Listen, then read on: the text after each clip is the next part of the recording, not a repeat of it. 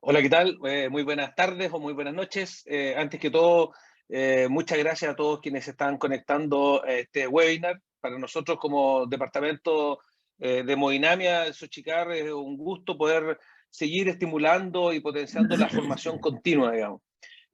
Junto al doctor Martín Valdebenito, ¿no es cierto?, del Sotero del Río, estamos dirigiendo este interesante webinar sobre intervencionismo complejo coronario por acceso radial.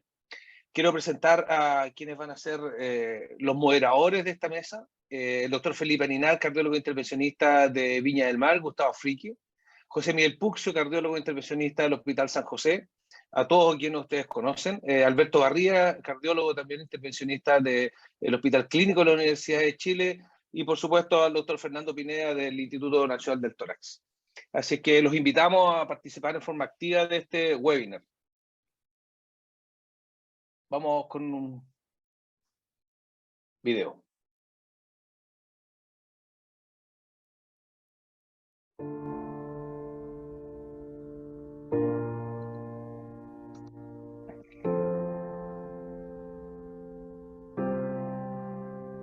Somos Terumo, una compañía basada en la integridad y el compromiso de sus colaboradores, con la importancia de su historia, con su calidad y origen japonés.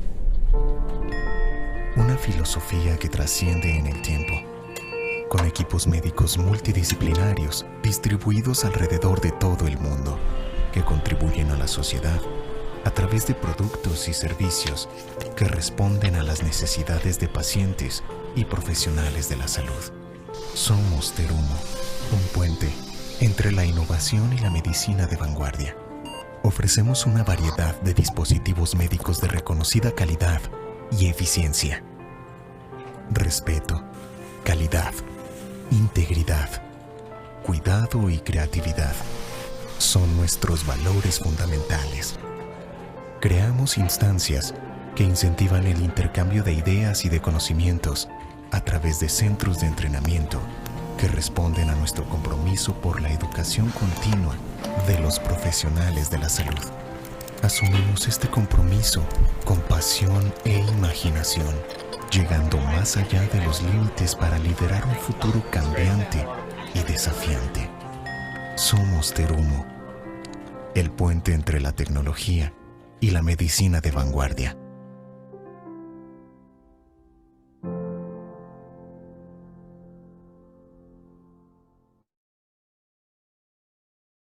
Después de este video, la idea es empezar con el programa.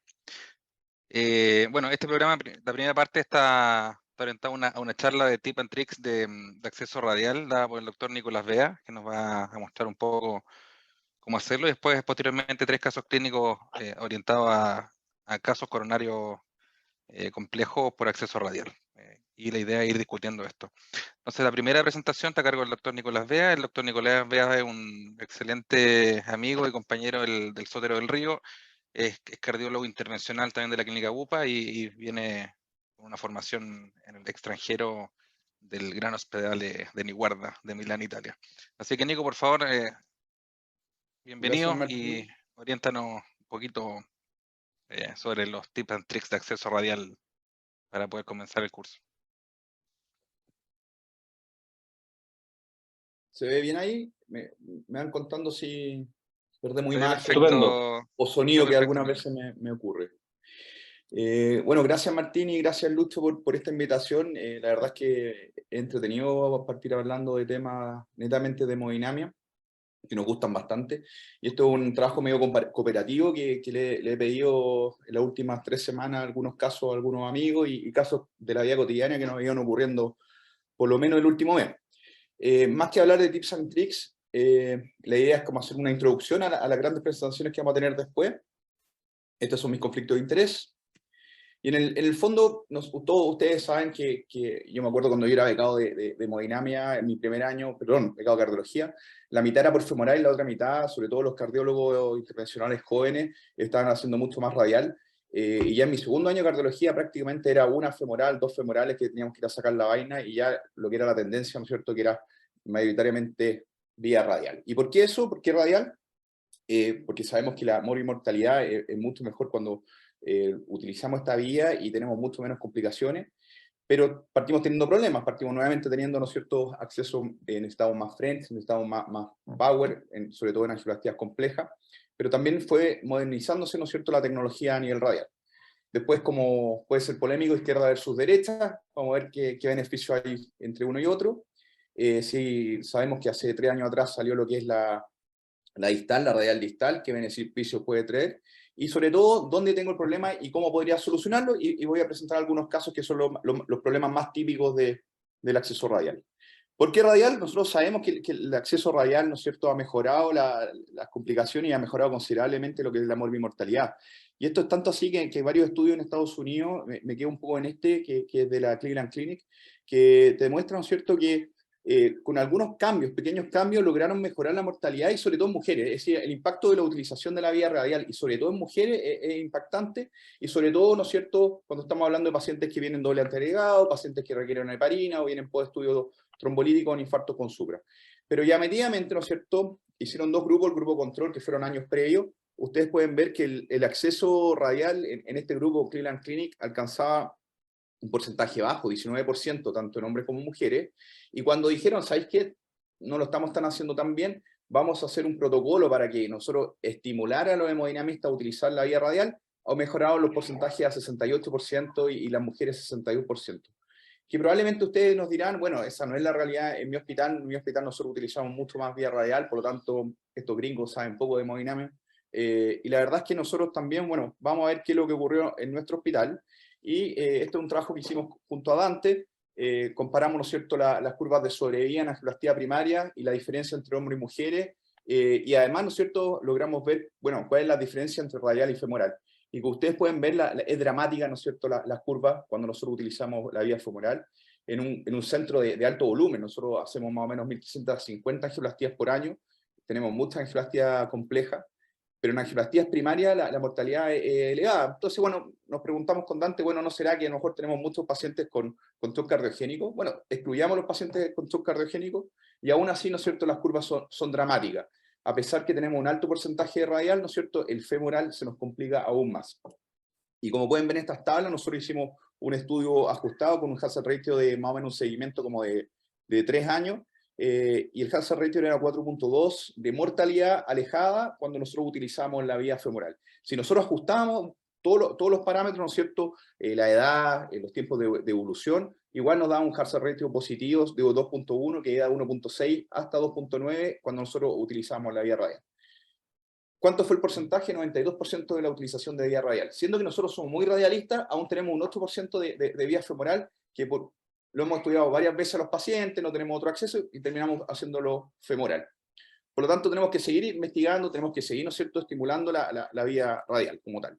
Pero ¿qué nos pasa con el frente? Es decir, tenemos una angioplastía compleja, rotablator. Bueno, sabes que el 6 frentes a lo mejor me queda un poco corto, tengo una crónica que nos va a mostrar Pablo Ramírez, necesito más frenchaje, y nosotros sabemos que mientras tenemos más frente, necesitamos, ¿no es cierto?, nosotros logramos tener un poco más de soporte. Por lo tanto, para lesiones calcificadas es súper bueno.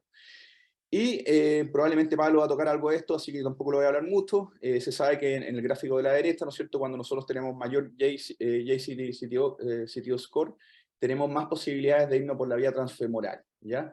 Pero aún así, en las crónicas, a pesar que uno requiere más materiales, requiere más soporte, parece ser que la vía radial es súper buena, y por lo menos, ¿no es cierto?, con JCTO de 0 a 2, andaríamos súper bien. Tal vez casos seleccionados de crónicas podríamos hacerlas por femoral, pero la gran mayoría se pueden hacer por vía radial.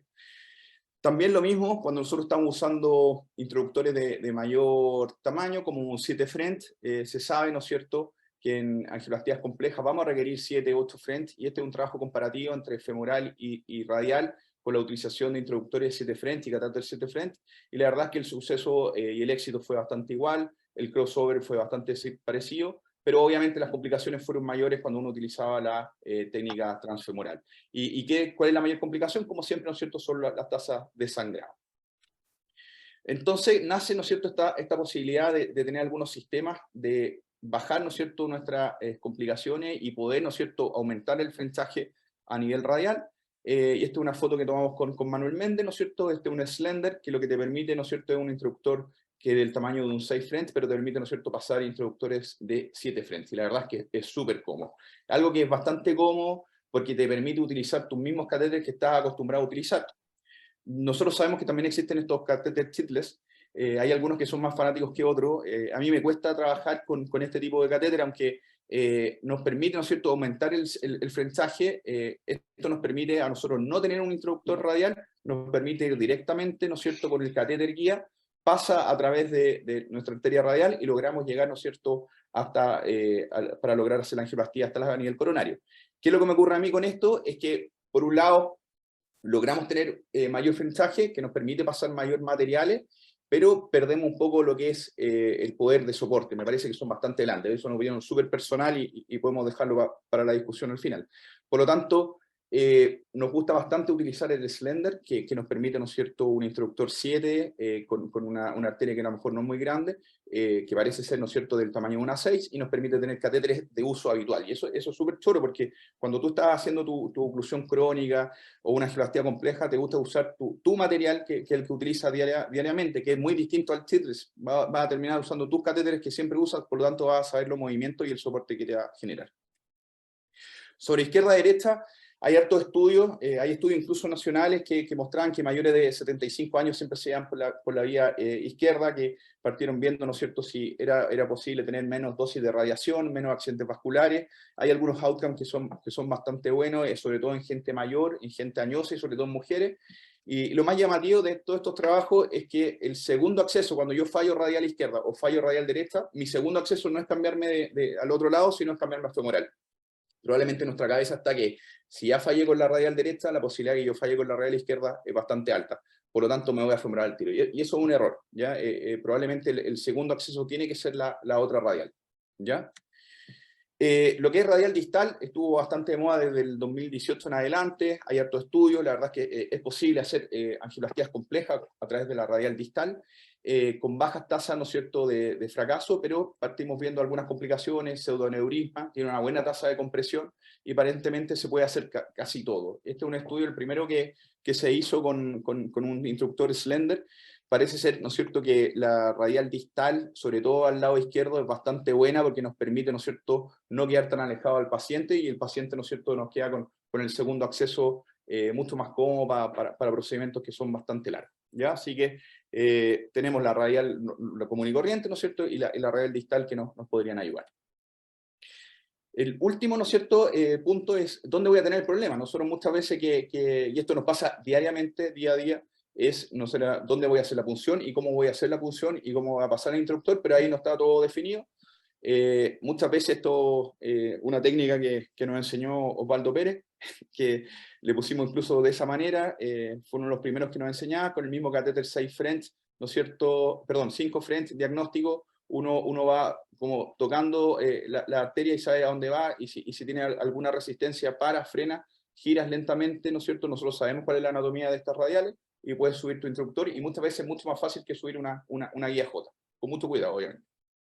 Pero tenemos el problema 2, pasamos nuestro catéter guía, pasamos la guía J, pero sabemos que vamos a tener, ¿no es cierto?, problemas con el catéter guía, y esta es una técnica que se usa habitualmente. Lo que se tiene que hacer es un catéter más largo que nuestro catéter guía. En este caso nosotros estamos utilizando un pigtail. Lo primero es sacar la parte blanda porque necesitamos el mayor espacio posible. La parte blanda, ¿no es cierto?, que te hace que el pigtail te quede recto para entrar a la vaina. Entonces sacamos esta parte de blanda, introducimos por nuestro catéter guía el pigtail, lo cual nos va a hacer como una especie de introductor. Por lo tanto va a disminuir el frenchaje. Esto es un 5 French, tenemos un introductor ahí, un JR me parece que era, a nivel para hacer una angioplastía de la corona derecha, y a medida, ¿no es cierto?, que ustedes pueden ver cómo el pigtail nos va a dar, ¿no es cierto?, un mayor, nos va a permitir navegar mejor dentro de la arteria, y así es como se ve, ¿ya? Entonces tenemos nuestro catéter EBU, el catéter nuestro catéter terapéutico, ya sea el JR o el que sea. Se pueden ver, ¿no es cierto?, está el pigtail adelante, y avanza con facilidad, no tuvimos ningún problema con avanzar. Estos son, como les digo, casos súper reales que nos tocaron las últimas 2 semanas. Este otro que se puede ver mucho mejor, como el pigtail va adelante de nuestro catéter guía y avanza a través de la radial izquierda sin ningún problema. Otro problema que es bastante frecuente, ustedes saben que nosotros usamos guía hidrofílica a nivel radial. por lo tanto hacemos la punción, tenemos el backflow, pasamos nuestra guía de angiográfica, no sé, una guía para introducir el introductor SafeFriend, y algunas veces disecamos, algunas veces lo avanzamos demasiado, a veces, ¿cómo se llama?, generamos un espasmo, y una posibilidad, ¿no es cierto?, siempre mirando con bajo contraste, para los pacientes lo toleran bastante mal, lo ideal, ¿no es cierto?, es pasar con una guía coronaria, ¿ya? Y ahí yo me salto un poco la guía hidrofílica, que la verdad es que uno dice, bueno, la guía hidrofílica a lo mejor podrían andar bastante bien, pero cuando uno está teniendo experiencias, y a medida que uno va teniendo mucho más experiencia, parece ser que una guía coronaria te da un soporte suficiente, y como pueden ver ¿no es cierto?, en el video número 2, la guía pasa fácilmente a través de esto que parecía bastante ocluida, espasmado y disecado, sin ningún problema, y te permite hacer la coronariografía y la angioplastia posterior. Probablemente las guías coronarias, siempre no, bueno, un poco de risa, pero la BEMB parece ser, ¿no es cierto?, para esto sirve, no para las coronarias, sino para las radiales, ¿ya? El siguiente caso son los loops. Como pueden ver en la imagen izquierda, ¿no es cierto?, es un loop a nivel radial que intentamos, ¿no es cierto?, sobrepasar, y en la imagen de la derecha lo mismo, con una guía coronaria, logramos avanzar a través de este loop, con bastante cuidado para no generar ningún trauma a nivel de la radial, y rápidamente, ¿no es cierto?, pueden ver al lado derecho cómo el loop, solamente pasando la guía, uno desarma el loop y puede hacer tu coronariografía perfectamente. Por lo tanto, la utilización de guías coronarias es súper útil a nivel radial. Y otra técnica, que el siguiente problema, logramos pasar el brazo, y tu guía J o lo que sea no logra pasar, ¿no es cierto?, a través a nivel braquial.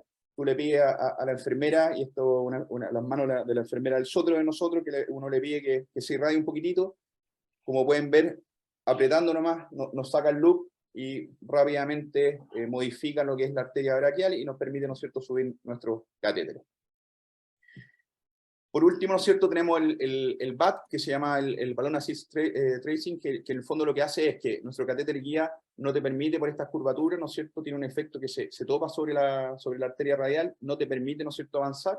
La guía J no te va a modificar eso, y la idea es avanzar una guía coronaria. Este es un caso de Martín de la semana pasada.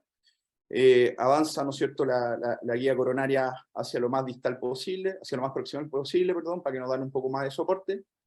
Tenemos nuestro catéter guía, que sobrepasa, ¿no es cierto?, el introductor radial. Avanzamos un balón, que puede ser un balón pequeño, puede ser incluso de 2.0. En este caso creo que utilizamos un 2.5. Se coloca 50-50 sobre la parte distal del catéter.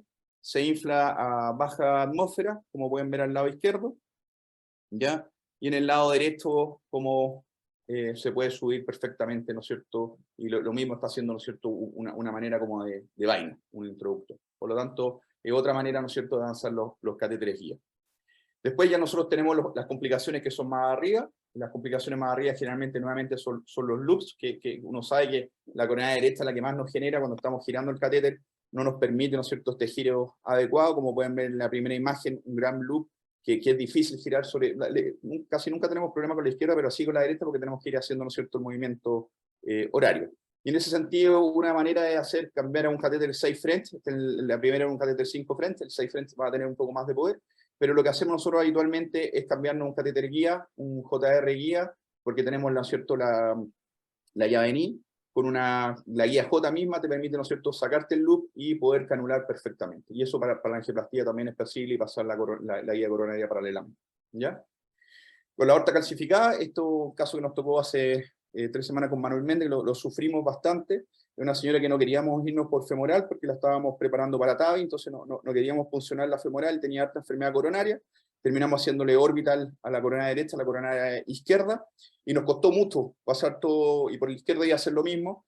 Por lo tanto, lo que hicimos fue avanzar un pigtail hasta el plano valvular, avanzamos nuestro catéter, nos cambiamos un JL, porque el Evo nunca nos dio curva, y logramos en la imagen derecha, ¿no es cierto?, con una guía, un Amplatz Super Skiff, más el catéter, ¿no es cierto?, pigtail, logramos canular y hacer la angioplastía por vía radial. En la última imagen pueden ver cómo se va posicionando en el plano valvular, y estamos ingresando a la coronaria. Es fantástica esta imagen porque se ve la aorta completa, más las dos coronarias, ¿ya? Así que es como un bien foro de entender la anatomía para los que no están familiarizados. Extensores de catéter, sirven un montón, ¿ya? Muchas veces nos quedamos cortos con aortas súper dilatadas, en insuficiencia aórtica, en angioplastia de puentes coronarios o origen anómalo. Uno lo que puede hacer es canular, quedarse un poco lejos de la coronaria del origen, y puede hacer dos cosas: uno, avanzar el extensor de catéter, o dos, intentar hacer, ¿no es cierto?, una canulación directa con la guía coronaria y después avanzar el extensor de catéter para darte el soporte. Y en este otro paciente fue lo mismo, terminamos con un orbital en la descendente anterior, y también hicimos una angioplastia del ramo intermedio. Estas son imágenes de mi gran amigo Neisser, que se las pedí hoy día en la mañana. Tenían un paciente, ¿no es cierto?, que a nivel radial no tenía un gran hematoma, no tenía pulso. A pesar de eso, dijeron, bueno, vámonos igual a nivel distal. Hicieron la punción de la radial distal, sin ningún problema, pero se encontraron, ¿no es cierto?, que estaba totalmente ocluida, no lograban pasar. Hicieron un knuckle, sí, más encima, como tiene harta experiencia en coronaria y se aburre, ahora también está haciendo angioplastia de las radiales.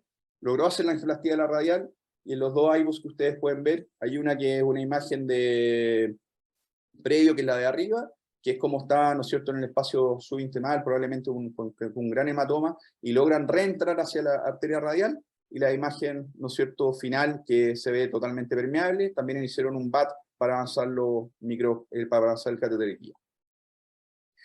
Esta, como pueden ver, ¿no es cierto?, es una imagen de una radial absolutamente calcificada. Algunos a estos le llaman, ¿no es cierto?, calcificaciones de Monkever. No tenía pulso, pero lograron ver, ¿no es cierto?, se puede ver la arteria, lograron puncionarla, pasan una guía hacia proximal, logran avanzar, ¿no es cierto?, los catéteres con gran dificultad. Este es un introductor slender, lograron hacer la angioplastia, lograron utilizar, ¿no es cierto?, toda la vía, pero miren cómo quedó el introductor. ¿Ya? Totalmente calcificado, achurrascado, pero se puede terminar haciendo una angioplastia. ¿Que es más compleja? Por supuesto, pero estamos llevando, ¿no es cierto?, todo al límite de intentar hacer las radiales, porque sabemos nosotros que el beneficio está en mortalidad, por lo tanto, siempre intentar forzar la vía radial. Por último, la medicina ha ido avanzando tan rápidamente que van apareciendo nuevos conceptos, sobre todo la gente de Terumo está teniendo cada día más insumos que permiten, ¿no es cierto?, navegar a través de la radial. Y esta es la Baby J, que es una guía hidrofílica que tiene una guía, la punta es J. La verdad es que está en el mercado hace muy poco, y como ustedes deben ver, esta era una radial bastante tortuosa que me dificultó pasar. Pedí esta guía J y pasa directamente, súper fácil, y es bastante fácil de manipular. El agradecimiento siempre a la gente, el personal que trabaja conmigo, porque les pido siempre a última hora los videos, y de todos lados que me manden así que a los tecnólogos del Sotro y Bupa les doy las gracias por toda la imagen que me mandan. Muchas gracias. Muchas gracias, Nico. Excelente charla, como siempre. Tiene el don de hacer una muy buena síntesis y revisión con casos interesantes. Vamos a dejar las preguntas de esta sesión anexas al primer caso, ¿ok? Así que me complace presentarles a Guillermo Ivieta, cardiólogo intervencionista de acá del Hospital Regional de Concepción. Muy distinta a la foto que están viendo actualmente ahí en pantalla. Muy distinta. ¿Ya? Guillermo tiene un caso interesante de angioplastia compleja por acceso radial. Dale, Guillermo.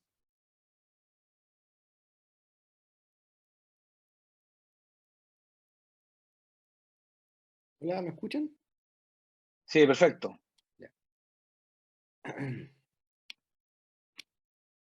Hola, ¿cómo están? Es un agrado estar con ustedes acá presentando. Este es un caso clínico, una lesión clasificada, lo vamos a ver adelante.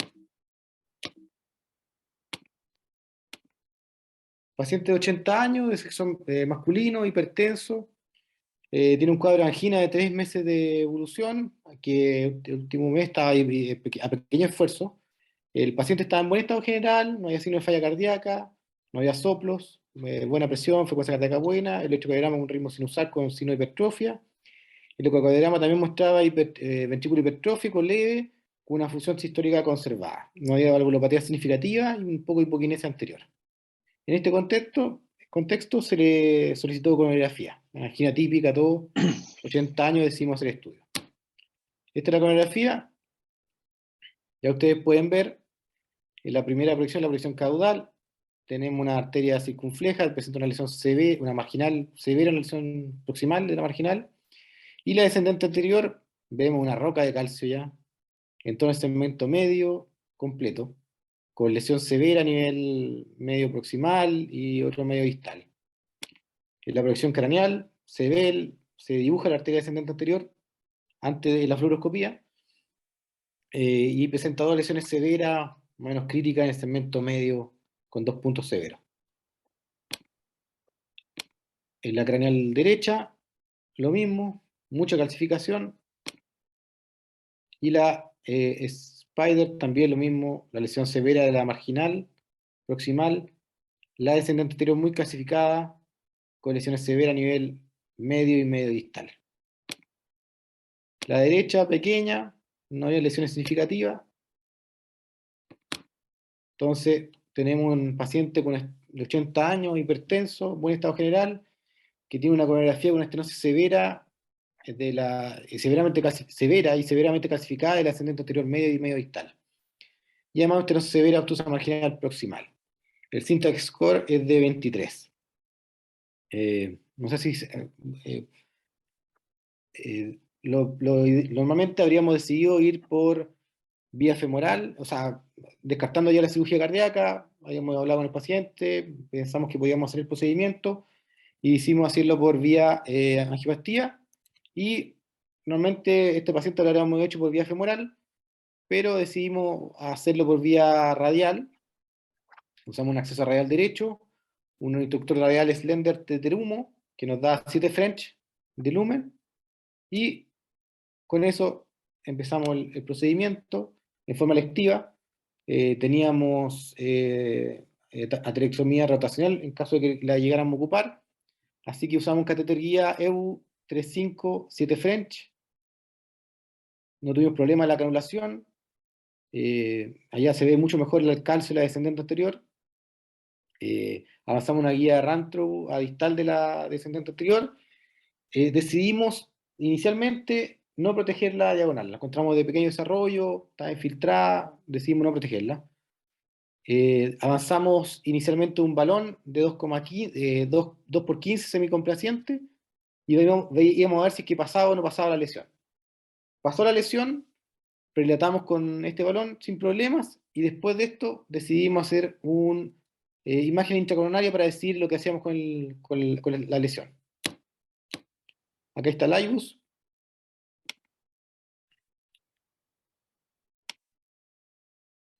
Placa lipídica y tal. Vamos avanzando, más placa. Más placa. El diámetro distal de la arteria 2,5. Y vamos al segmento medio ya. Y aquí una zona, hay más placa fibrolipídica. Y vemos una zona muy severa con calcio, muy importante ahí.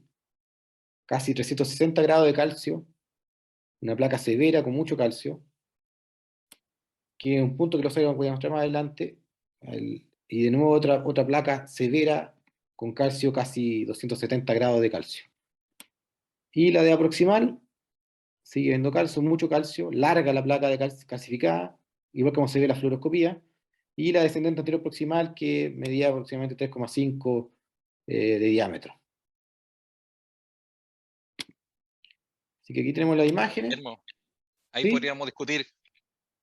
Muestras un poquito Ahí vamos a discutir un tengo poquito aquí. qué es. Tenemos entonces en el primer punto esta placa de esta estenosis severa calcificada de más de 270 grados.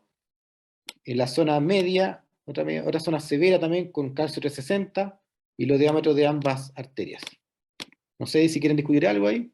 ¿Qué hacen? No, aquí está interesante, Guillermo. Muchas gracias por el caso. En resumen, un paciente octogenario, ¿no es cierto?, con angina crónica y con enfermedad de 2 vasos. La DEA efectivamente con lesiones severas en tándem y severamente calcificada. Entonces, bueno, ahí yo quiero abrir un poquito la discusión. Le voy a preguntar a Felipe Darinat, que está ahí presente, cómo abordaría el caso. Es una lesión, bueno, vamos a partir por la DEA, ya tenemos las imágenes. En este caso, Felipe, tú teniendo las imágenes y la evaluación del paciente, ¿cómo la abordarías tú?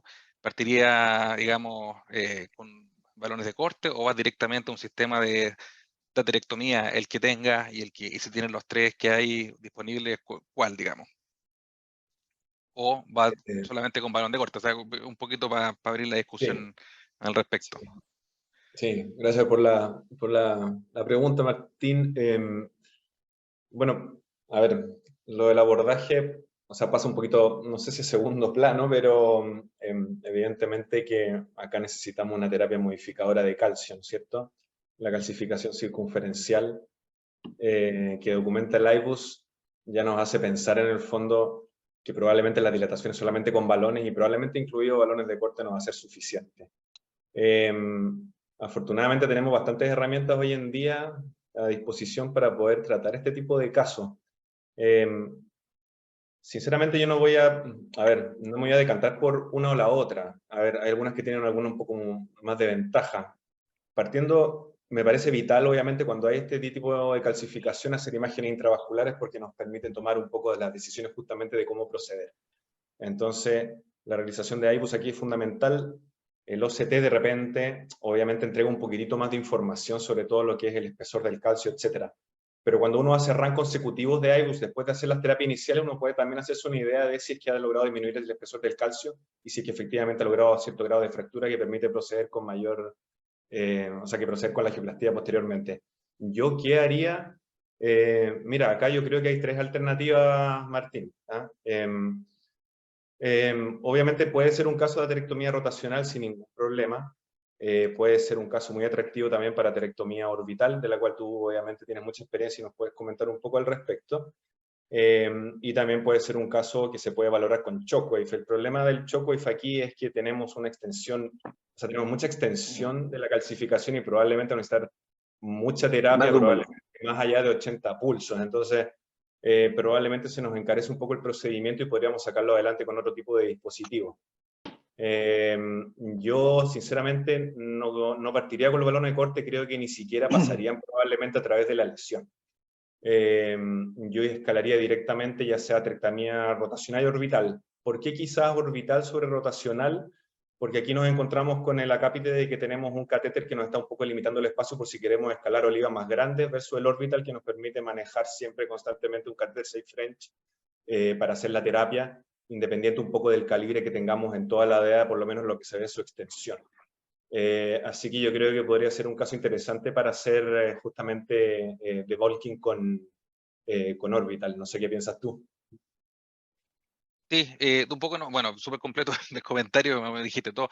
El único nomás que el OCT ofrece ventaja en evaluaciones de placa calcificada, porque recordemos que el calcio hace un efecto de rebote de la imagen sombra. de sombra, y no podemos ver cuál es el espesor del calcio. Entonces, hay un score de OCT que está bien avalado y publicado hace ya un par de años, donde evalúa el espesor del calcio, la longitud y la circunferencia, ¿ya? Y bueno, como no en todos los pabellones y algunas veces tenemos los dos y usamos IBUS, que sea por distintas cosas, también está avalado para IBUS. Y aquí efectivamente este paciente las cumple todas. Tiene calcificación circunferencial mayor de 270, el diámetro en una parte de la edad es menos de 3.5, o sea, cumple todas las características para hacer algún sistema de bulking. Y ahí, bueno, acá en Chile tenemos 3 opciones, eventualmente hay una cuarta que el doctor Pineda, no sé si nos puede comentar el doctor Pineda ahí qué experiencia tuvo con el láser, porque yo la otra vez la anduve preguntando, porque acá en Chile estuvo disponible, ya no. No sé, Fernando, tú nos puedes comentar un poco si este caso hubiera sido un buen candidato para el láser, si estuviera disponible todavía acá en Chile. A ver, sí, podría ser un caso para láser, sobre todo en la lesión que tienes tú en el segmento medio y la del segmento más distal. El rayo láser es un haz que se proyecta en un sentido y tiene ciertas limitaciones como para lograr mayores lúmenes. Entiéndase que va en relación al grosor del el haz de luz, va en relación al haz del catéter, al grosor del catéter. Yo creo que quería comentarte una cosa, lo que ustedes dijeron antes, con respecto a un concepto. El concepto acá es que tú tienes que hacer espacio en una zona que tienes calcificación 360 grados. Está claro que poder medir el grosor de la placa de calcio en cuanto a su espesor, es un dato bastante válido, pero por otro lado, al tener estos datos que nos entrega el IBUS, defendiendo un poquito la acción del IBUS, tú puedes definir acá de que lo que yo quiero como concepto es espacio. Por ende, lo más probable que yo después de hacer un rota o algún otro o el sistema o algún otro sistema, voy a tener de todas maneras ese anillo de calcio rodeando al stent. Y lo que yo voy a querer es que mi stent quede bien posicionado en ese calcio y que quede al mismo tiempo con un área aceptable para la zona donde yo estoy trabajando. ¿Se entiende el concepto? Entonces el concepto de acá es el espacio que uno logra, ya que esas masas de calcio obviamente tú las vas a modificar, las vas a fracturar, pero van a estar en esa zona. No van a desaparecer.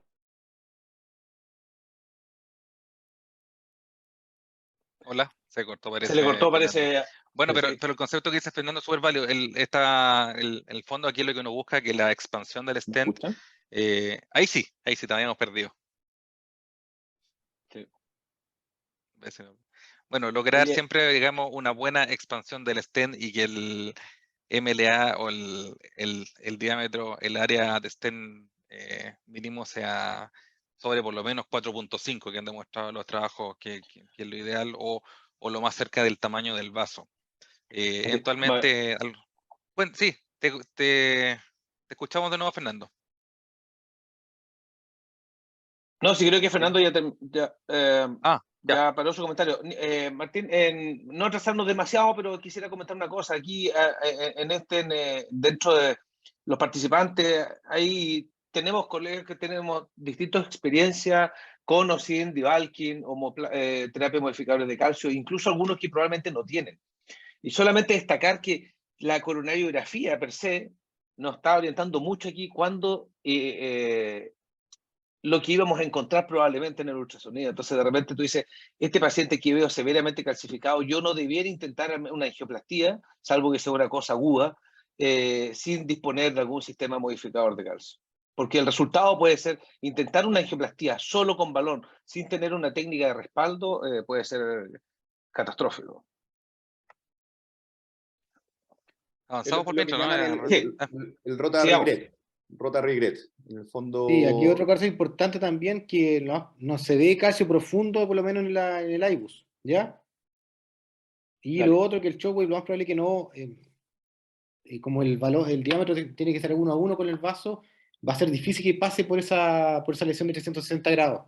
Es difícil. Sí. Lo más probable es que vamos a usar aterectomía rotacional o Orbital. orbital. Bueno, seguimos entonces. Bueno, salió hace poco en el JACC Interventional un algoritmo de manejo del calcio con la angiografía. Si pasa el balón, si pasa, se predilata, se hace imagen intracoronaria. Si el calcio es más de 180, hay un arco de 180, que lo que tenemos más, nosotros tenemos 270, 360, con un largo más de 5 milímetros, que tenemos casi 20 milímetros de calcio de largo, y con grosor más de 0,5, y no hay calcio profundo, que es lo de acá, uno debería ir a aterectomía rotacional u orbital. ¿Ya? Así que fuimos con microcatéter, avanzamos una guía RotaWire y avanzamos una oliva 1.75 por este catéter 7 French por vía radial sin problemas. ¿Ya? La primera lesión de 270 no nos costó pasar tanto con la oliva, pero la segunda lesión, la de 360, ahí se atascó un poco la oliva, pero finalmente, como ustedes ven, pasa la lesión y rotablacionamos sin problemas esa zona. Posteriormente, predilatamos con balones de 2.5, 3.0, 3.5 no complaciente, y en la zona proximal donde estaba el arco de 270 grados, tuvimos que usar un angiosculp de 3.5-10 para poder expandir totalmente el balón. No expandió totalmente con el balón de 3.5 no complaciente.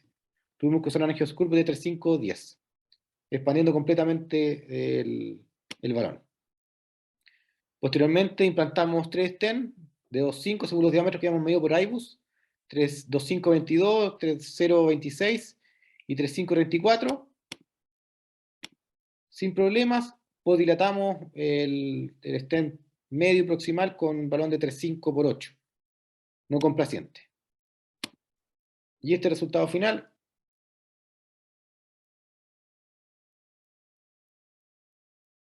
se ve bastante bien. ¿Imágenes? ¿Vieron? ¿Se ve o no? Sí, se ve perfecto. Sí. Perdimos la diagonal, ¿ah? No sé si no se dan cuenta. Sí, sí, no digo. Perdimos la diagonal, pero habíamos decidido que no Era la chica, íbamos a además. no le íbamos a arreglar. Aquí está el IBUS. La imagen, eso te iba a preguntar. Chuta. Ahí está.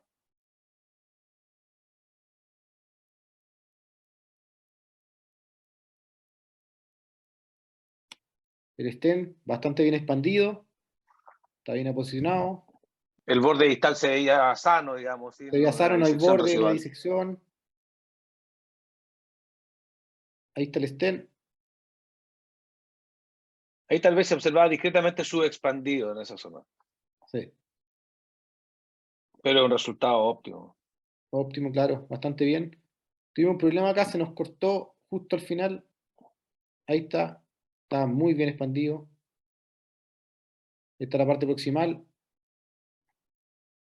Y ahí termina. Excelente. Oye, un concepto que se habla bastante, Guillermo, es hacerle de imágenes de intracoronaria después de hacer los sistemas de debulking, para ver si hay o no, si se confirma o no fractura del calcio.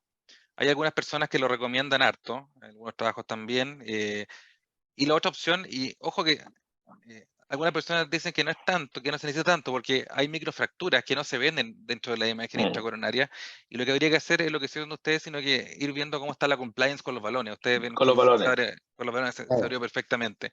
Entonces, Sí. bueno, ahí está la duda, hay las dos posturas, hay algoritmos que muestran que hay que hacerle imágenes después de estos sistemas para confirmar la fractura, pero como hay estudios ahora que en animal y que sí hay cosas que muestran que hay microfracturas después de la introducción de esto, más que nada basta probar la compliance con los balones. Y lo que hicieron ustedes, quedó perfecto. Sí, no, súper bien. Ahí están los Estupendo. Muy Y buen resultado. sí, resumen, lesiones coronadas complejas, con paciente bien seleccionado, bien planificado, el procedimiento vía radial es seguro y exitoso. Eso. Martín, solamente un Excelente. comentario que me quedo con lo que dijo el doctor Pineda, que este es un súper buen resultado porque muchas veces tú colocas el stent y a lo mejor puedes tener un muy buen resultado inmediato y tú crees que hiciste alguna técnica de debulking, crees que fracturaste el calcio, crees que el stent quedó bueno, pero nosotros lo vamos a ver con la restenosis y cuando tenemos más resultados, y sabemos que los resultados cuando tenemos tanto calcio no son buenos, y es porque creemos que la angioplastia nos quedó, ¿no es cierto?, con el calcio fracturado, ¿no? Y no es así. Por lo tanto, el resultado que ustedes están mostrando ahora es perfecto, va a tener muy buen futuro. Bueno,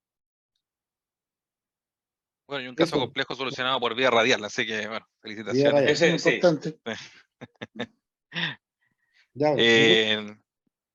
Bueno, para pasar al segundo caso, sin ir más, yo creo que discutimos algunos aspectos más importantes de las lesiones calcificadas. El segundo caso lo va a presentar el doctor Pablo Ramírez, la diapositiva de Pablo por Oye, ahí. solo como comentario por ¿No? mientras se presenta, mientras Pablo, que quizá avanzaron los stents, Guillermo, ¿fue necesario utilizar un extensor de catéter guía o sí, no usamos después del catéter. debulking? Ok, Usamos extensor de catéter después de Debulking. perfecto. Sí. Se puede ser Muy otra de las bien. herramientas que uno tiene también para estos casos. Bueno, era eso, considerando un poco la presentación de Nico, ¿cachai? Sí.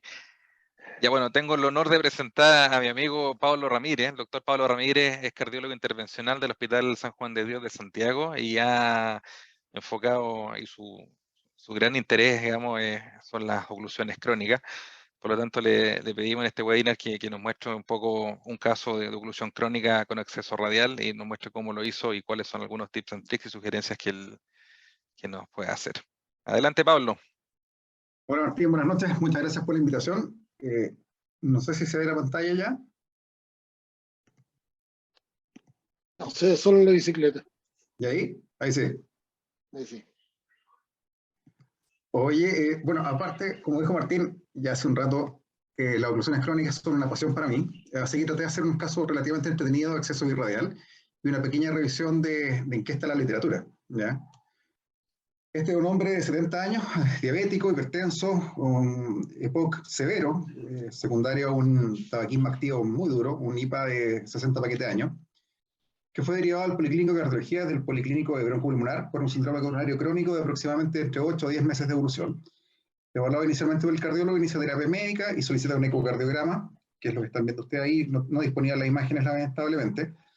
Hay una fracción de eyección de 30%, una quinesia adelgazada ante el receptor apical, una hipoquinesia inferior, y no se describían valvulopatías.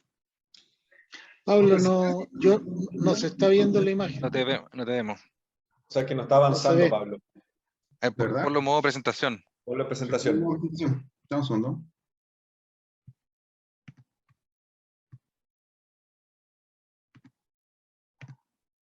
Comparte la pantalla donde está la presentación en modo de presentación. Eso lo hice. Dame un segundo.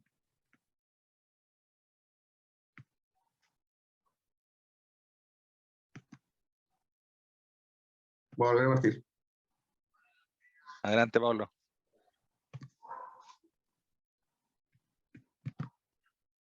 ¿Lo ven Ya, ahí? sí. Pásate la siguiente, por los modos de presentación. En modo presentación. Ahí. Pero por alguna razón no te vemos en modo presentación. No se Pablo. traspasa el modo de presentación acá. Qué raro. Sácalo del modo presentación y pasa la manual por último. Ok. Ahí. Ahí Sí. pasaste. Sí. Pero no vemos movimiento de la imagen. Tendrías que cliquearla cada una. Bueno, Ok. como les comentaba, por persistencia de síntomas, en una angina CSS3, estando con terapia médica óptima ya, se solicita una coreografía, y ahí fue donde lo conocimos. Se hizo esta coreografía vía acceso radial, donde destaca, ¿cierto?, esta circunfleja con una lesión severa, ahí está. La descendente anterior tenía una oclusión crónica a nivel de esa septal, de la primera septal, sin llene por anterógrado.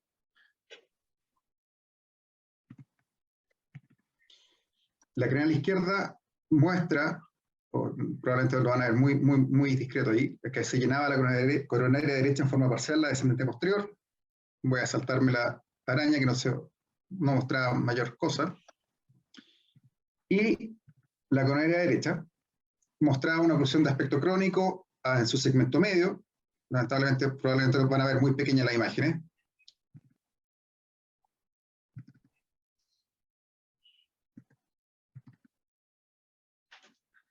Es una oclusión crónica que es blunt, y más o menos el cálculo que nos dio ahí era aproximadamente 20 milímetros, y no solamente se llenaba por la circunfleja, como les comenté, sino que además se llenaba por este ramo agudo del margen, por esa colateral grande que va allá abajo. La ventriculografía básicamente lo que hizo fue confirmar los hallazgos que les comenté del ecocardiograma. ¿Ya? Por lo tanto, en suma tenemos una oclusión crónica de la descendente anterior media, una oclusión crónica de la coronaria derecha media, una lesión severa de la circunfleja, esta fracción de eyección estimada en 30% más la alteración de la relajación ventricular. El caso fue presentado en Heart Team y se tomó en consideración dos cosas principalmente en relación a este paciente, que la opinión del equipo broncopulmonar en contexto de este EPOC severo era de alto riesgo para cirugía de revascularización, y segundo, los hallazgos del ecocardio, ¿cierto? Esta quinesia adelgazada ante el receptor apical con una fracción de eyección de 30%. Se planteó la realización de una resonancia cardíaca, pero lamentablemente el paciente no la logra tolerar, así que finalmente lo que optamos, considerando que el paciente persistía muy sintomático, angina CSS3, estando con terapia médica óptima, se optó primero por la angioplastía de la coronaria derecha y luego la angioplastía de la circunfleja, ¿ya? Y dimos por perdido considerando los hallazgos del ecocardiograma del territorio de la descendente anterior. El JCTO, ¿cierto?, que nos dio fue de 2, el CAP era blunt, la calcificación, angiográficamente no impresionaba que estuviera calcificada, no había angulación mayor a 45, ¿cierto?, y el largo correspondía a 20 milímetros aproximadamente, por lo tanto nos dio un JCTO de 2. Eso es una angioplastía considerada difícil con este score. Y esto es válido para toda angioplastía, ¿cierto? Hay que sentarse. Esto cuando uno se encuentra con una angioplastía o una oclusión crónica, no es planificarla en el momento, ¿cierto? Es importante planificar la estrategia, tener claro los accesos, cateteres guías, las guías, microcatéteres a utilizar, las imágenes intracoronarias son prácticamente deseables en todo proceso de elasticidad de oclusión crónica, y los otros que son de bulking o extensores de catéteres que siempre nos ayudan a facilitarnos la vida. Por lo tanto, en esta doble inyección se eligieron catéteres accesos radiales, bidirradial, ambos 6 French, y catéteres guías a la derecha una L075, 6 French, y un Bodalev 3.5 al territorio de la izquierda, 90 centímetros básicamente, porque cuando planifiqué, siempre como bailout, si no veía bien por anterógrado, que fue la intención original, había que tomar una estrategia retrógrada, ¿ya?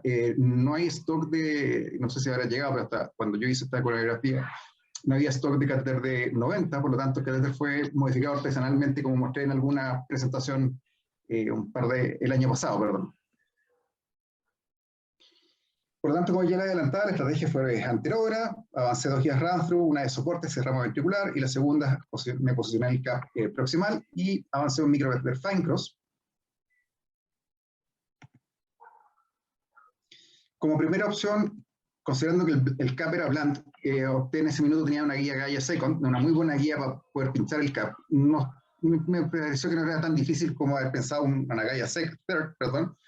Así que logré pinchar el cap, avancé hasta la mitad del cuerpo la oclusión crónica, y como pueden ver, el microcatéter quedó atascado a la mitad, y básicamente por la sensación táctil que me dio la guía Gaia, me dio la idea que había calcio que no había visto geográficamente.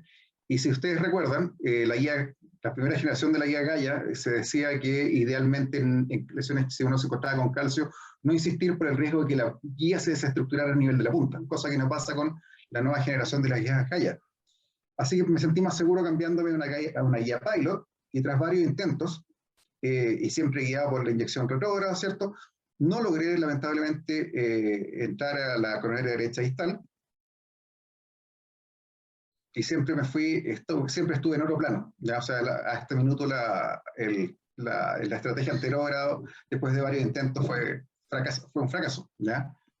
Por lo tanto, ¿qué es lo que quedaba? El siguiente paso siempre, como les comentaba, hay que tenerlo claro, que fue lo que yo planifiqué, fue irme como bailout con una estrategia retrógrada, y esta es una foto, y aquí va a ser un poco difícil probablemente, pero en la siguiente imagen lo vamos a ver bien.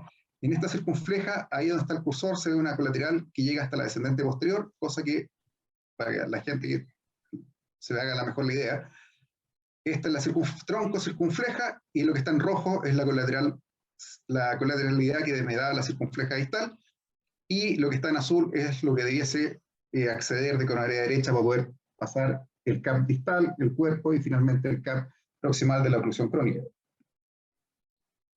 Por lo tanto, una vez embarcado la acceso retrógrado, pasé una guiación flag, un microcatéter fine cross, y me logré posicionar en la colateral que me parecía más apetitosa para poder cruzar, que es esta de acá, y una inyección selectiva detrás del microcatéter. Muestra una colateral que es bastante recta, de buen diámetro, no es tortuosa, y cierto, y llega a la descendente posterior. Ya habiendo avanzado el microcatéter, ¿cierto? Pues cambié la guía pilot, la guiación black por una guía subo, que es una guía, para los que no están familiarizados con ella, es una guía muy amigable para navegar por colaterales, tanto epicárdicas o septales, de 0,3 gramos, ¿ya? Y si que logran ver aquí, desde donde está el microcatéter, logro meterme a la descendente posterior, y finalmente, incluso en J, logré entrar a la coronaria derecha distal. Siguiente paso. Avanzar el microcatéter, ¿cierto? Y cambiarme a una guía pilot, con la cual, bueno, aquí lamentablemente no lo van a ver bien. Logré usar el cap, avancé el micro, y finalmente con una guía BMW 300, ¿cierto? 300 centímetros. Aquí pueden ver cómo logro introducir la guía al catéter AL, y con esto exteriorizarla por la radial contralateral. Exacto. Si no hubiera sido factible esto, la opción que hay es dejar flotando el catéter AL en la aorta, y con un catéter lazo capturar la guía y hacer la misma maniobra. Afortunadamente pude canularla sin ningún problema. Una vez esto ya, cambio de nuevo la estrategia, pasamos a una estrategia de retrógrada anterógrada, ¿cierto? Y tras múltiples dilataciones, como balones semicomplacientes, ¿cierto? Logro esto. Lograr apertura del vaso vía anterógrada. A esta altura del partido ya la oclusión crónica está ganada. Lamentablemente no logré rescatar las imágenes del IBUS, pero como les decía ya es mandatorio para elegir bien los diámetros de los stent. A distal me da una coronaria derecha aproximadamente 2.6 y aproximadamente 3.2, así que puse un stent de 2.5 por 48, ¿cierto? Y lo cual lo optimicé finalmente con un balón NC de 3 por 25 alta presión, y el resultado es esto. Inyección por territorio izquierdo, ya no se observa el DN de la descendente posterior como lo vimos al principio, y el resultado geográfico vía anterógrado es súper bueno, ¿ya? Una arteria coronaria derecha bastante grande. Y según lo planificado, en diferido se realizó la angioplastia de la circunfleja y actualmente el paciente está sin angina ni equivalente, ¿ya? Ahora, Martín me pidió que hiciera una pequeña revisión, un tema que me apasiona, que podría estar hablando horas de esto, pero bueno, no era el tiempo. Esto me lo dijo un amigo costarricense hemodinamista que se formó en Texas Heart. Esto me lo dijo el año más o menos 2015. Me dijo, cuando le dije que yo hacía oclusiones crónicas vía radial y que era como el estándar de Chile, me dijo, mae, usted está loco, las oclusiones crónicas se hacen vía femoral. Y con el paso del tiempo probablemente no estábamos tan locos, ¿ya? Esto ya desde el año 2016 se puso en los debates, en los distintos congresos, y esto es un debate que se hizo el año 2016 en el TCT, y lo interesante acá, más que la discusión que lo había en los pros y los contras de los distintos participantes, es que previo al encuentro, al debate se le hizo una encuesta a los asistentes, y el 75% de ellos pensaba que el acceso radial podía servir para casos complejos. Por lo tanto, ya al menos ya estaba en el inconsciente colectivo de que los casos complejos podían resolverse por arteria radial. Este es un metaanálisis de casi 11.000 pacientes, ¿cierto?, que comparó femoral y radial. Y la cosa importante acá, la complejidad de JCTO era discretamente menor en el acceso radial. Las tasas de éxito eran prácticamente iguales, cercanas al 80%, y lo que sí era más importante eran las complicaciones. Claramente había menor complicación desde el punto de vista de sangrado y complicaciones vasculares, ¿ya? Y eso incidió obviamente en menos tasas de hospitalizaciones, reintervenciones. Por lo tanto, este metaanálisis claramente favoreció a la oclusión crónica vía radial. Me lo voy a saltar porque esa angioplastia es compleja. Después tenemos el FORT, el registro FORT, que en el fondo fueron 600 pacientes, casi 610 pacientes de 4 centros, donde la media del score de JCTO fue 2.1, y también comparado versus la angioplastia de oclusión crónica vía femoral, la tasa de complicaciones es lo que aquí manda. La tasa de complicaciones, como pueden ver acá al medio, claramente es bajísima en el acceso radial en comparación al acceso femoral, ¿ya? Ahora, esto tomando también en consideración un poco lo que dijo Nico, JCTO de 1, 2, uno se siente cómodo haciéndolo por radial, y hay que evaluar JCTO más complejos, 3 o 4 incluso, si es que uno se puede sentir más cómodo haciéndolo vía femoral, ¿ya? El PROGRESS, el registro PROGRESS en el fondo son casi 11.000 pacientes, de los cuales fueron 55 centros en 7 países desde el 2012 al 2022, y se distribuyeron en 3 ramas, ¿cierto? Solo radial, radial femoral y solo femoral. Y la cosa interesante es que los pacientes de acceso radial solamente fueron más jóvenes, tendieron a ser un poco más frecuentes que fueran hombres, y probablemente también esto por la anatomía de las radiales, ¿cierto? Y tenían una prevalencia significativamente menor de comorbilidades.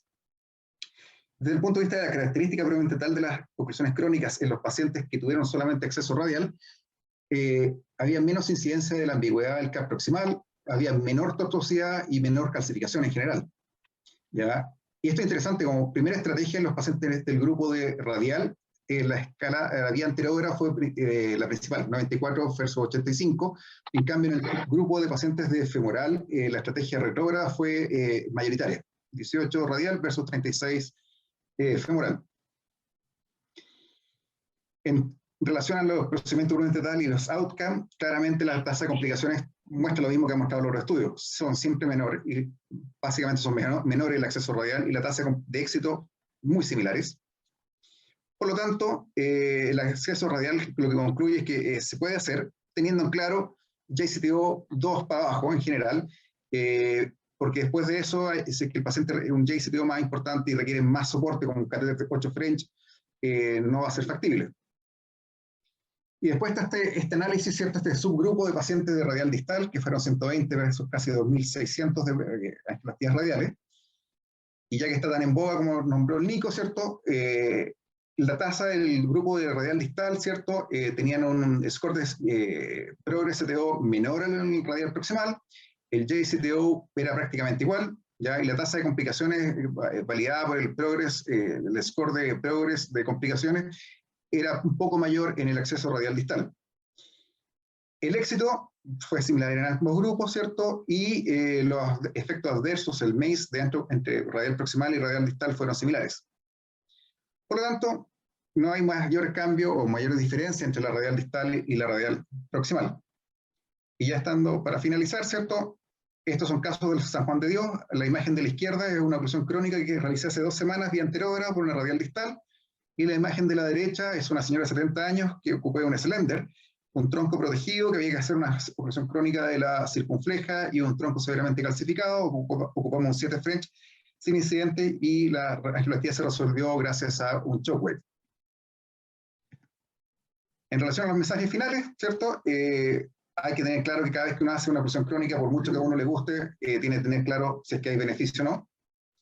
La planificación de estrategia, como es sabido aquí, es fundamental, porque sabiendo la anatomía, sabiendo lo que uno piensa hacer, es el acceso que uno va a realizar. Y en el caso particular de nosotros, ya me estoy pasando en el fondo de radial proximal a radial distal para las oclusiones crónicas. La otra cosa que estoy haciendo desde hace un par de meses es que en la medida que se pueda, si el tiempo me lo permite, y la coronografía diagnóstica no me aporta tanta información como para la planificación, cito a ese paciente para una inyección diagnóstica dual. Ya eso me clarifica mucho y puedo planificar muchísimo mejor la oclusión. El abordaje lo mismo, tener claro si va a ser anterógrado o retrógrado, tener claro el material y fundamental la imagen intracoronaria. Obviamente hay que anticiparse a las complicaciones. Y lo más importante de todo y lo más difícil muchas veces es no entusiasmarse y saber cuándo dar por finalizado el procedimiento. Y obviamente, y para finalizar, no estaríamos en este curso de oclusiones complejas vía radial, de no ser porque el 14 de agosto del 92, ¿cierto? Fue el día que la cardiología intervencional cambió, donde Jiménez realizó por primera vez una angioplastía vía radial. Ya aquí está enseñando una foto referencial de cómo está enseñando a los médicos de Hanoi a hacer una angioplastía vía radial. Eso, muchas gracias. Muchas gracias, Pablo. Excelente y felicitaciones por tu caso. Vamos a dejar en honor al tiempo las preguntas para el día después con el resto de los panelistas que tenemos. Sin duda, como ustedes lo saben, es un agrado para mí presentar a mi amigo Aníbal Domínguez de Los Ángeles, quien también, muy distinto a la foto que estén ven ahí, nos va a presentar un caso de su centro. Hola, hola a todos, ¿me escuchan? Este es el Aníbal, ¿verdad? Esa es la realidad. Se Te escuchamos bien, pero te ve bien también. La experiencia. Gracias, Martín. No es un agrado compartir contigo. ¿Se ve la presentación o no? No, tú. ¿No? A ver. Me veo solamente yo. Sin embargo, estoy en...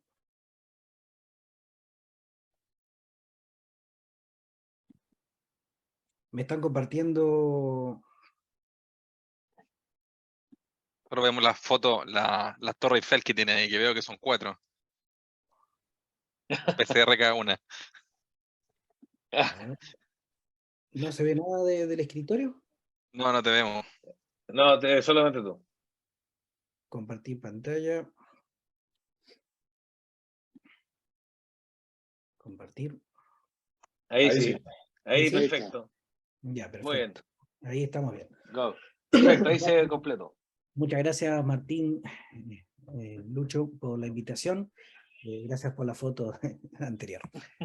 Bueno, vamos a presentar un caso de Los Ángeles, un paciente de 68 años, masculino, que fue derivado del hospital de Mulchen con antecedentes de hipertensión, un fumador de larga data, en control en la sala era como EPOC, tabáquico, y con una enfermedad de Parkinson diagnosticada desde hace un par de años, una demencia en estudio, lo cual da unos antecedentes de comorbilidad importante.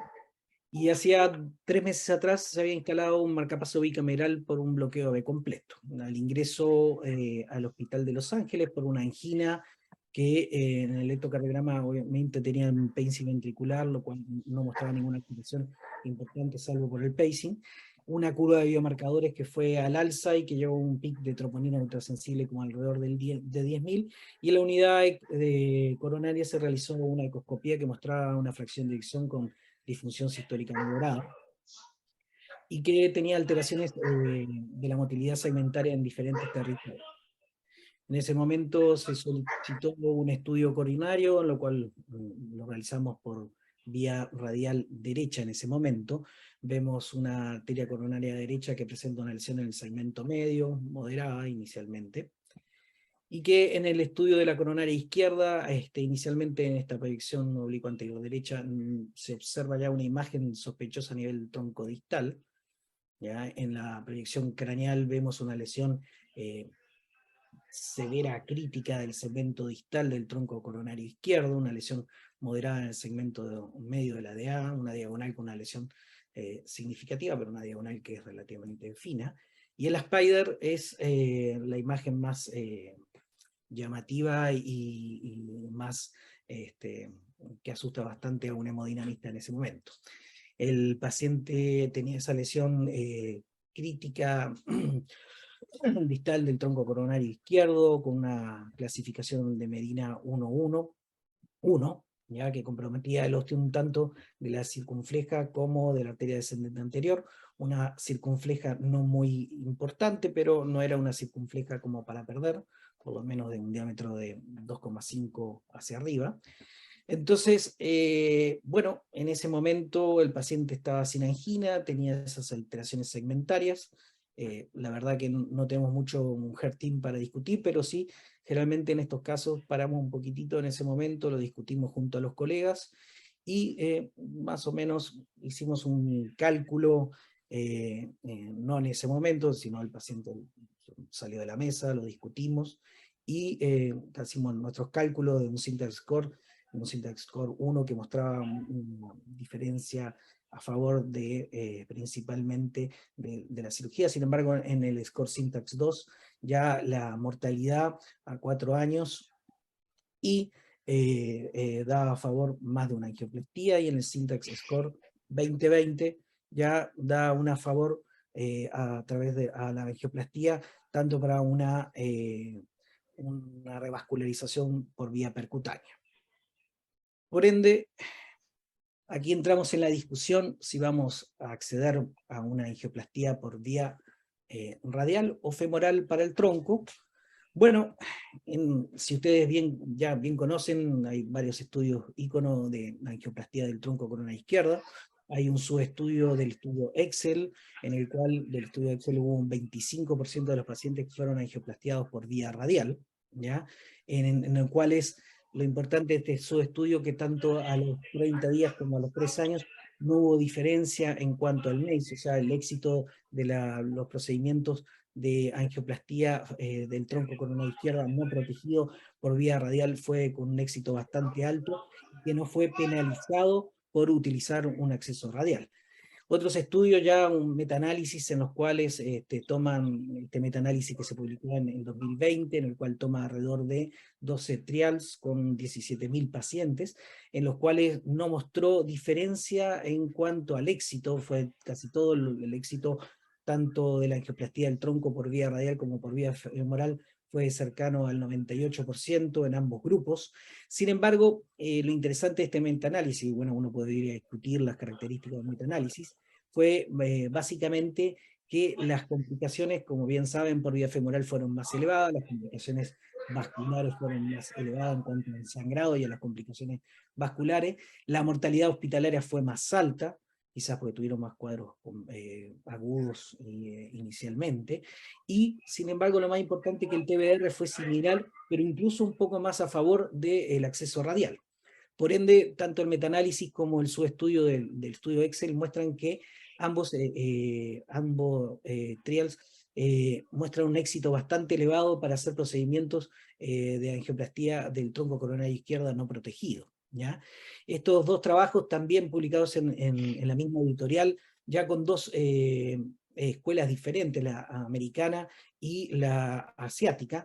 En realidad lo interesante de la escuela americana es que es una escuela que todavía sigue manteniendo un acceso femoral bastante elevados en sus procedimientos, y lo importante de este estudio era que cuando se inició el estudio alrededor de 2004, el acceso radial era solamente un 2%, sin embargo, con la evolución de los años, el acceso finalmente radial fue alrededor de un 35 o 40% de las angioplastías del tronco, versus la escuela asiática, en la cual la prevalencia tanto de acceso radial como femoral para la angioplastía del tronco era casi de un 50%.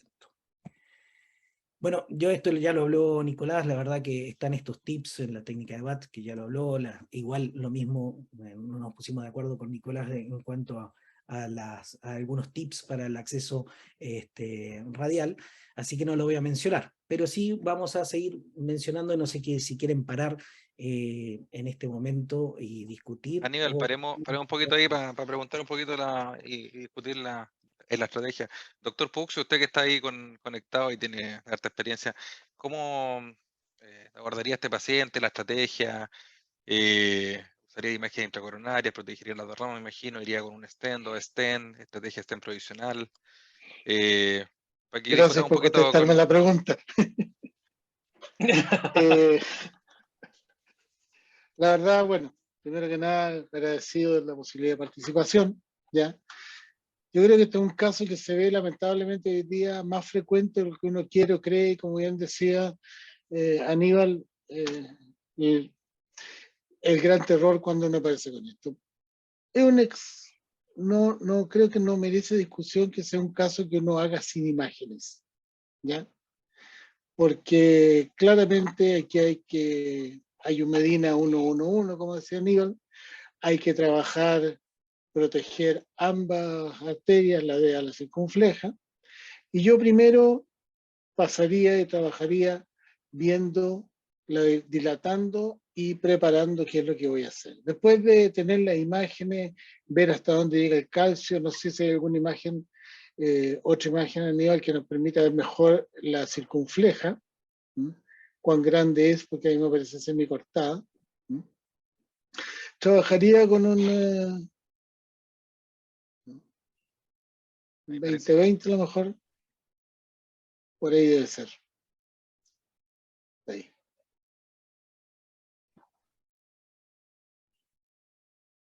Una circunfleja que se desarrolla bien a lo largo del surco auriculoventricular, pero su principal ramo, un ramo marginal que cubre parte de la cara lateral y llega al ápex. Pero claramente la lesión Medina es significativa en forma proximal. Yo dilataría ya con balón, pasando las dos guías, revisaría qué es lo que tengo y en base a la cantidad de calcio que encuentre y a la cantidad de lesión que encuentre hacia el tronco, tomaría la decisión cuáles son las dos metodologías o tres metodologías que podría usar. O bien recruzar, hacer un T-stent o lo que me dé la mejor información. No sé si alguien tiene... Sí, le quería preguntar a Alberto Barría, que estaba conectado también acá con nosotros y dentro del panel. Alberto, ¿me escuchas? Sí, te escucho. Sí, oye, Alberto, cortito y bien conciso. En este caso, bueno, es un tronco claramente con Medina 111, como hemos discutido, con un gran territorio amenazado. ¿Tenía disfunción ventricular o no, Aníbal? Ahí ya no me acuerdo. Sí. Moderada.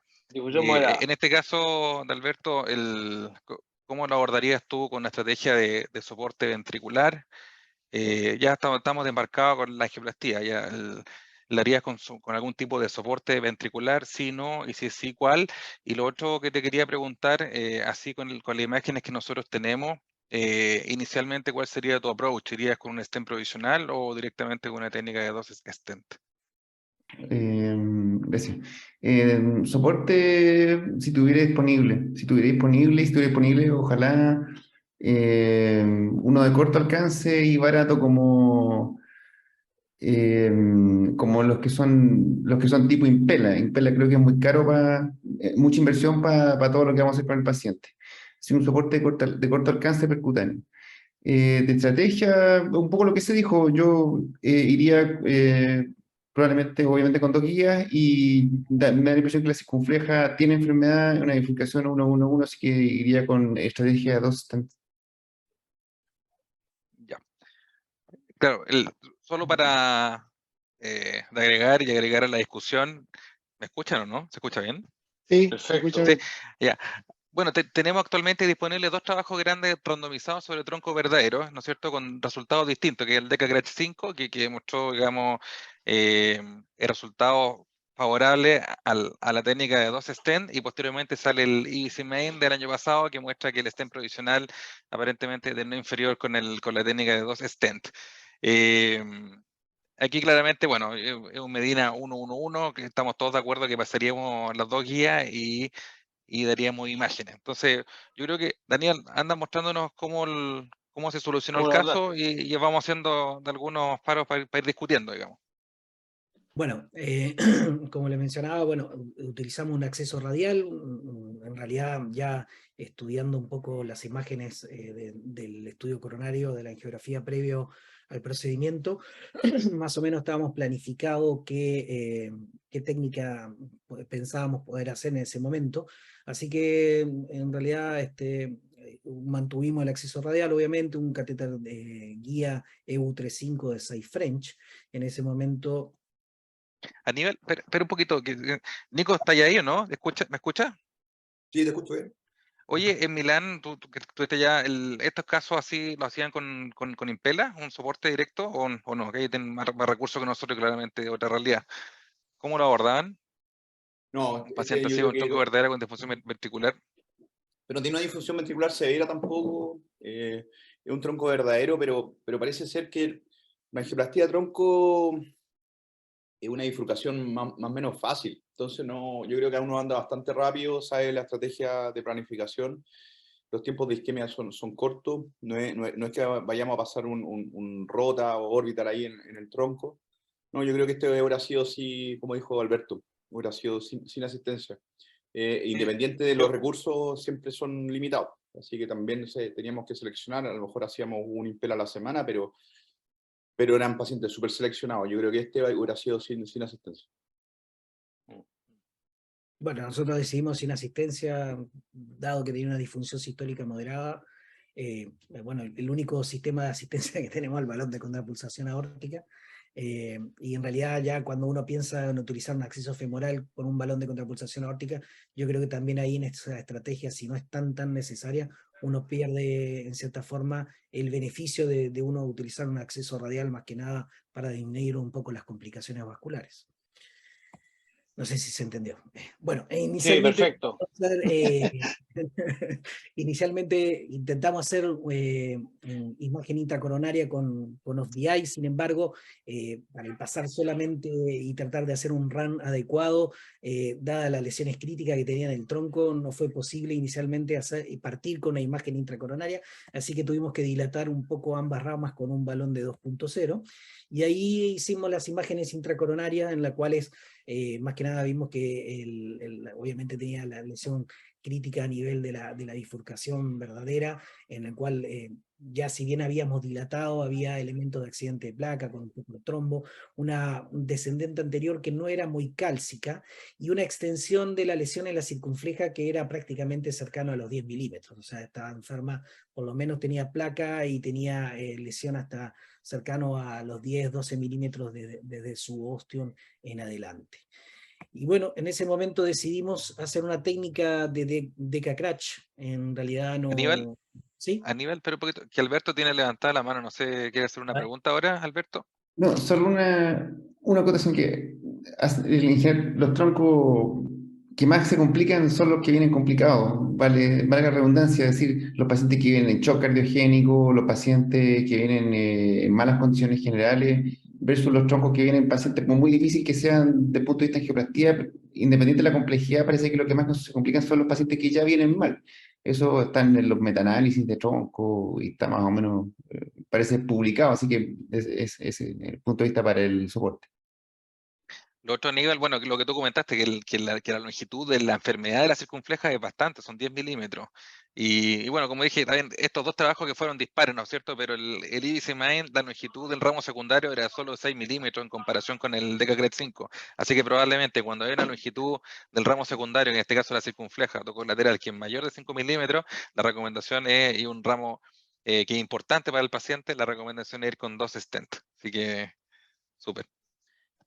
Sí, bueno, a lo que decía el doctor Barrías, yo creo que es muy importante que, bueno, yo estoy presentando un DECA-CRACH, pero en los pacientes en agudo uno generalmente utiliza técnicas más simples o utiliza un provisional stent y tratar de salir de la situación más grave posible cuando tiene un tronco crítico. Yo la verdad que este paciente estaba estable, estaba sin angina, ya llevaba por lo menos más de 48 horas hospitalizados, pero en agudo, en un paciente en shock, la verdad es que si bien todo lo que está demostrado del DECA-CRACH tiene una evidencia muy alta, la verdad que es una técnica que requiere su tiempo y que requiere su paciencia, no está como sin asistencia ventricular, es una técnica muy difícil de hacer para estar tranquilo. Pero este El paciente, la doctor verdad... Puxio tiene una pregunta, disculpa, Aníbal, que te interrumpí, harto, pero hay harta No, discusión, parece. El lo doctor que Puxio pasa, quiere comentar algo. lo que pasa es que, bueno, bajo la vieja técnica que uno siempre tiene que hacer lo que más sabe hacer, ¿ya? Aquí me queda la duda porque si acaso, ¿por qué partieron? Porque si no hay que dilatar primero antes de pasar las imágenes. Para mí el paso de la imagen es bastante traumático, ¿ya? En una zona que no tenemos claro qué es lo que está dentro. Entonces, me gustaría un poco escuchar posiciones con respecto a eso. ¿Quién quiere pasar imágenes? ¿Quién quiere pasar balón primero? Yo en lo personal creo que un paciente que esté estable, ¿ya? Que como bien decía el doctor Barría, no estamos en una situación de un shock, que vamos a abrir una arteria parcialmente, es solo beneficio antes de ponernos a ver imágenes y a ponernos a trabajar. Eso. Pineda, por ahí, si tiene algún comentario. Lo estaba Al respecto. escuchando atentamente. Balón, en lo personal, balón primero, imágenes después. Imágenes, nuevamente, defiendo el IBUS. Este es un tronco, el IBUS es un excelente método diagnóstico.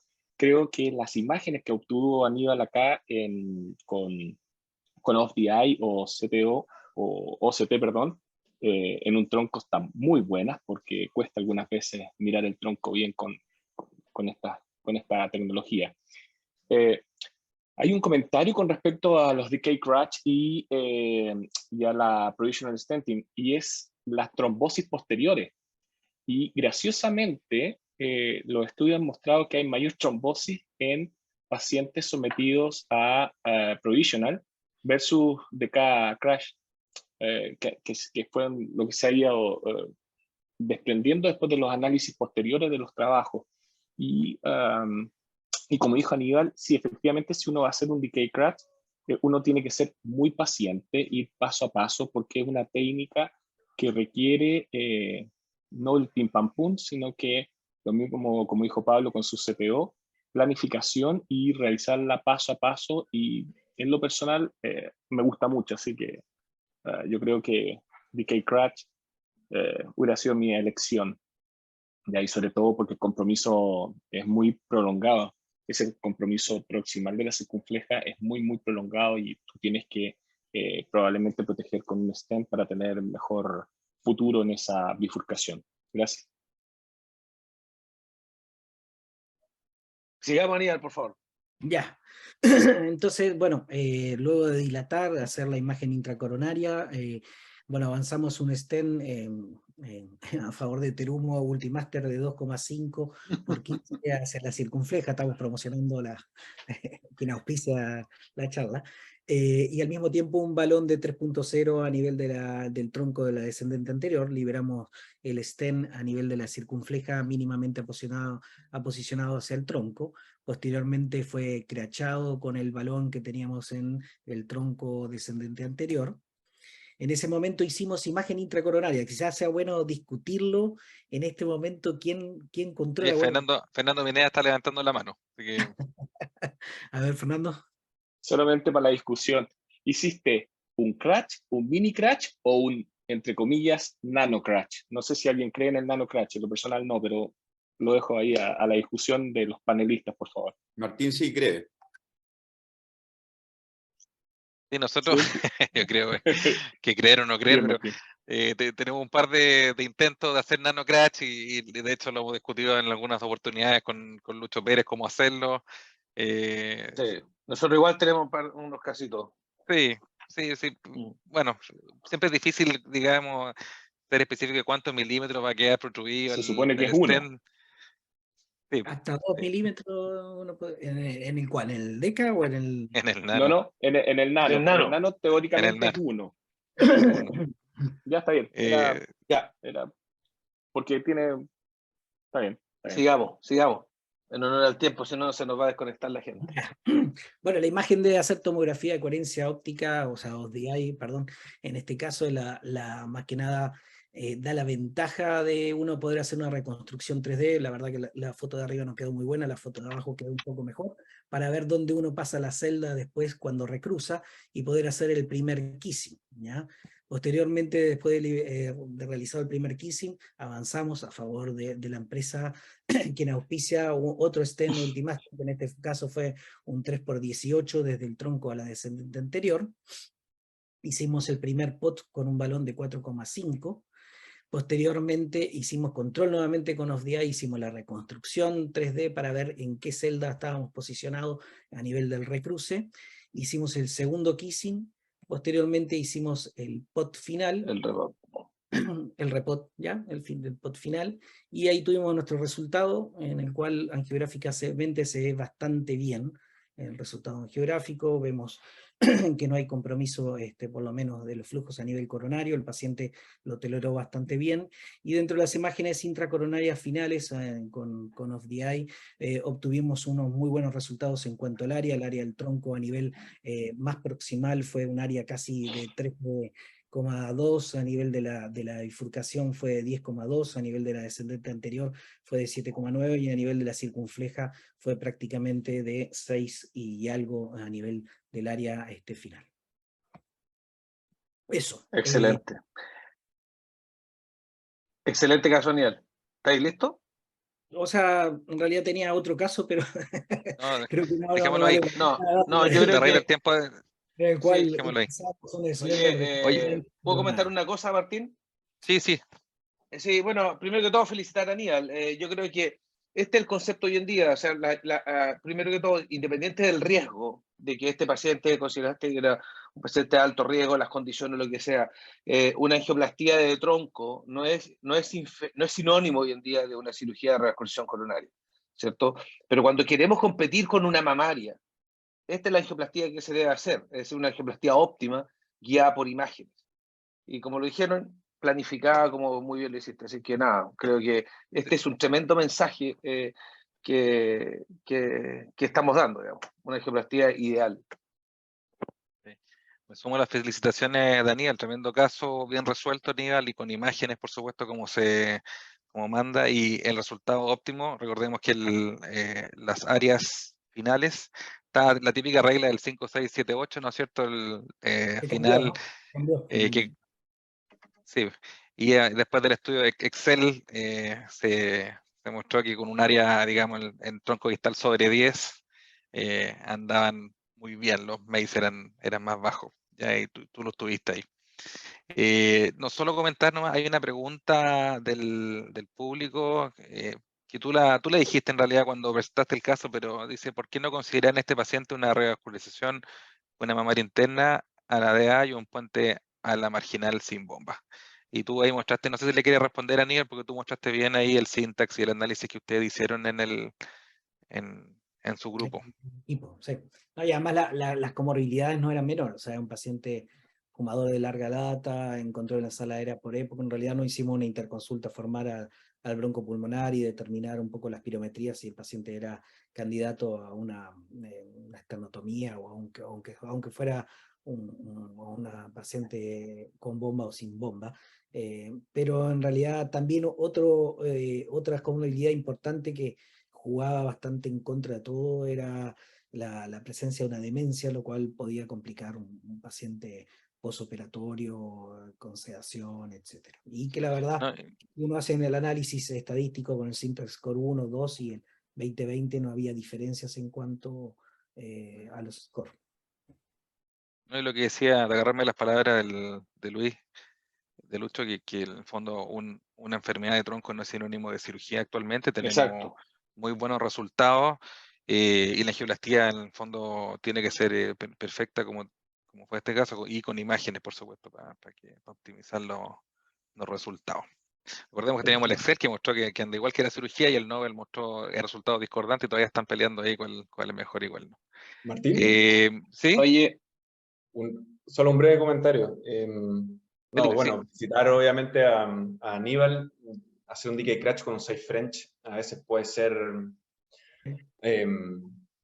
laborioso y un poquitito demandante, reutilizar el material, etcétera, terminas abriendo muchos balones, así que nada, felicitarte a Aníbal, nos tienes acostumbrados en verdad a este tipo de procedimientos, y quería aprovechar también de felicitar a Pablo, porque la verdad es que es un gusto escucharlo desenvolverse tanto en la parte teórica como práctica con las oclusiones totales crónicas, así que quería aprovechar de felicitarlo por su excelente caso también. Sí, yo tenía una pregunta para Pablo, antes que se acabe del webinar, no sé si Pablo nos escucha. Pablo, Sí, escuchando. Gracias, Felipe, por tus palabras. sí, bueno, no alcancé tampoco a felicitarte, tremendo caso con acceso birradial, una oclusión crónica bastante compleja. Tú actualmente con el N que estás acumulando de oclusiones crónicas, cuando tienes, porque tú mostraste ahí que en el fondo mientras hay más JCTO más alto, la tendencia de los hemodinamistas es cambiar de acceso, la femoral versus radial. Tú, cuando tienes una oclusión crónica que ves compleja, ¿sigue intentando radial o femoral? Mira, lamentablemente pedí la estadística, no me la alcanzaron a enviar, pero en el último año, accesos dirigidos femorales para oclusiones crónicas que eran, una fue un JCTO, ambas eran JCTO, perdón, una era JCTO 3 y la segunda era un JCTO 4 en el contexto de un intento frustro inicial. Han sido solamente 2 accesos femorales, siempre intento acceso radial primero.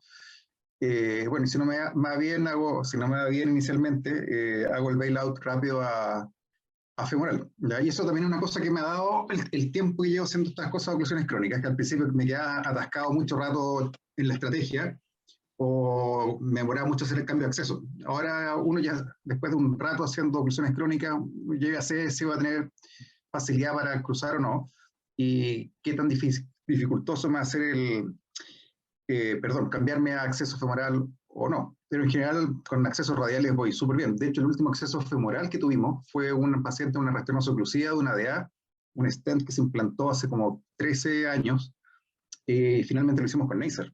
¿Ya? Intenté radial 7 French, un backup, un BL4 con 7 French, y fue imposible. Y claramente un acceso 8 French con un catéter 8 French nos permitió y nos facilitó bastante la vida, pero en este minuto yo te diría que mi primera estrategia, salvo contadas excepciones, sigue siendo radial.